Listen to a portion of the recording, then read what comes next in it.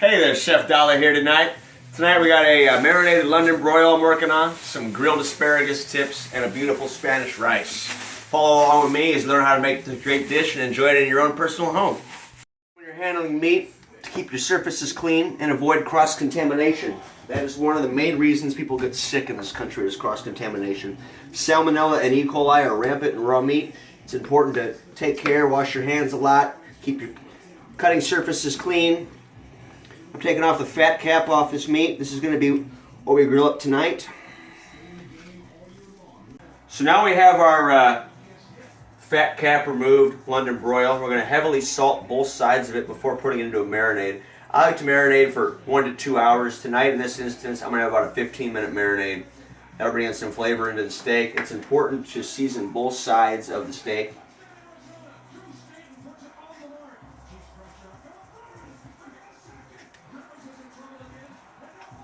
This will be the marinade that I'm using tonight. It's a quarter cup of oil, quarter cup of water, a mixture of seasonings that will be listed on my YouTube page. And we're going to take this and combine it with the meat in a large Ziploc bag.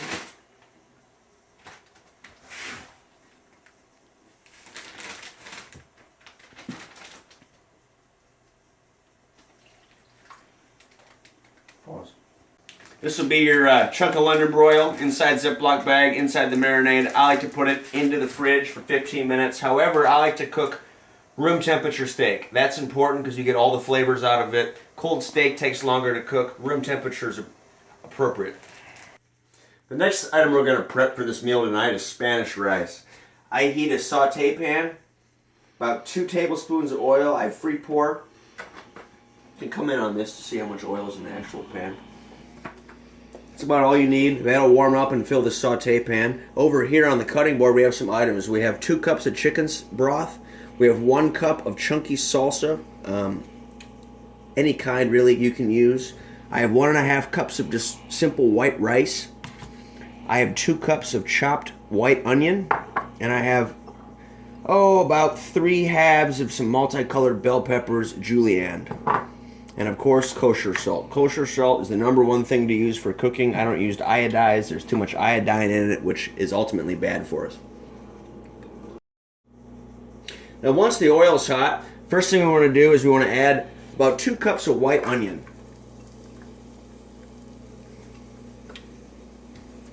Gonna let that cook down and get brown a little bit, and then we're gonna add in these julienne bell peppers. Let those cook down as well, and we're gonna go from there and add the rice, and we're gonna make homemade Spanish rice in front of you.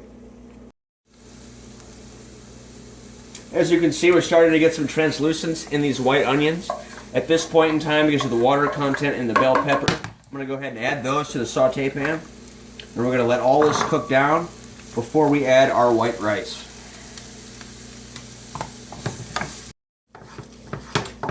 Now back to our Spanish rice. We have our caramelized, translucent white onions, our nice sauteed variety of colors bell peppers, and our white rice that is browning in here. Once the rice gets a nice color to it, we're going to go ahead and add our liquids. That's going to allow the rice to cook, the vegetables to cook, and get it ready for service. In this instance, we're going to add 2 cups of chicken stock. I use chicken stock, chicken broth, whatever you want to call it, as a flavor additive as opposed to water. Water's pretty bland.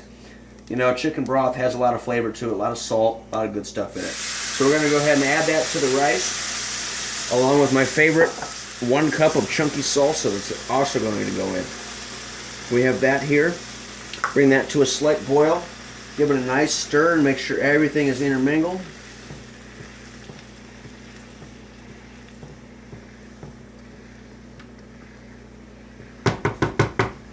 Once that comes to a boil, we're going to turn it down to a simmer. We're going to put a lid on it, 25 minutes under the lid. All of the liquid in the pot should dissolve and we'll be ready for service. Here we have some trimmed and washed asparagus. They're going to go into a pot of boiling water for 2.5 minutes. This is called blanching, B-L-A-N-C-H-I-N-G. This is important because it brings out the nutrients inside of the asparagus and allows me to grill them off when I'm done. At the end of the 2.5 minute mark, you want to pull the lid on your asparagus. You want to take them immediately out of the boiling water and dip them into ice. It's called an ice bath. Essentially what you're doing is you blanch the asparagus for 2.5 minutes to bring out all the nutrients inside of this fibrous stalk.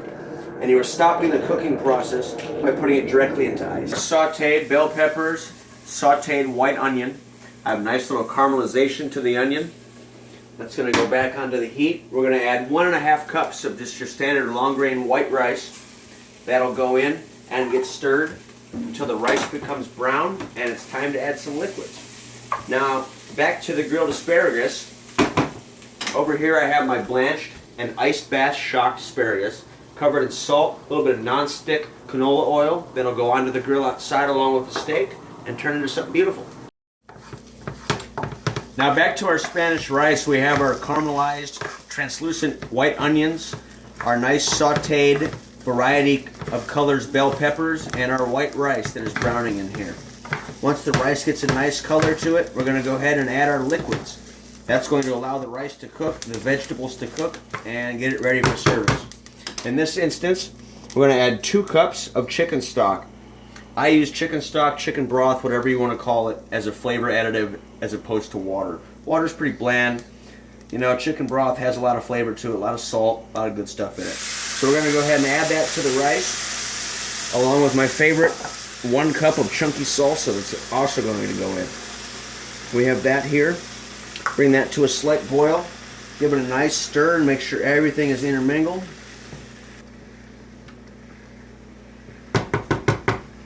Once that comes to a boil, we're going to turn it down to a simmer. We're going to put a lid on it, 25 minutes under the lid. So here we are outside at my grill. I use gas. You can use charcoal, whatever you wish to cook.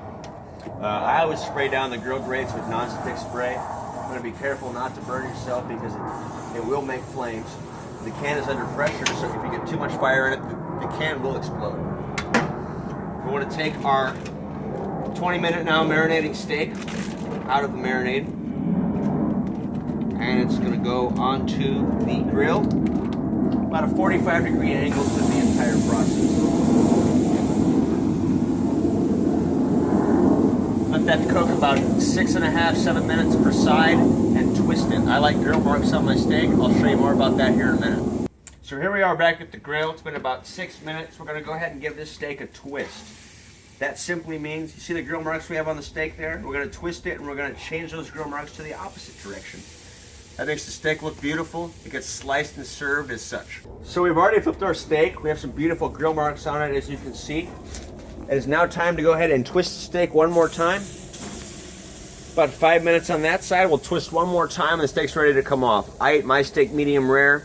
The longer you leave it on, the more it's going to cook. Medium rare is the way to eat steak. So here we have our blanched, ice bath shocked, seasoned, and non-stick sprayed asparagus that will go onto the grill. So here we have our asparagus being cooked on the grill. I've twisted them. We're getting some nice brown marks on them to get them cooked.